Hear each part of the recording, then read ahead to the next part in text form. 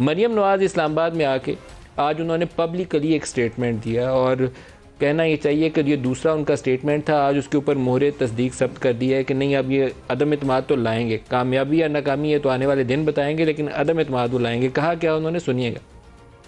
Pakistan league नून ने अगर तहरीक अदम एतमाद पे के लिए अग्री किया है तो ये एक ऐसा रिस्क है जो लेना चाहिए। इंशाअल्लाह ताला उम्मीद है कि कामयाबी होगी, क्योंकि इमरान खान साहब इस वक्त अपनी लास्ट लेग्स पे। मैं तमाम इत्तेहादी जमातों को और मैं तमाम उन MNAs को और MPAs को जो इस वक्त ऑलमोस्ट फॉरवर्ड ब्लॉक बना के बैठे हैं, मैं सबको ये कहना चाहती हूँ कि ये इस वक्त अवाम और इक़्तिदार के दरमियान की जंग है। एक एक दिन जो हुकूमत का गुजरता है उसमें एक एक साल पाकिस्तान पीछे जा रहा है। तो अब ये आप पे फ़र्ज़ बन गया है कि अवाम की आवाज़ पे लब्बैक कहें।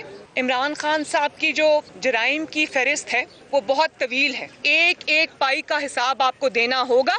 लंदन भागने की इजाज़त नहीं मिलेगी। अब अभी लंदन भागने का बड़ा मज़े का जुमला मुझे बड़ा मज़ा आया, क्योंकि PTI पूरी नवाज शरीफ साहब को ढूंढ रही है और मरियम कह रही हैं कि इमरान खान को लंदन भागना नहीं देंगे, लेकिन वो कहती हैं कि तहरीक अदम एतमाद का रिस्क वो अब लेना है।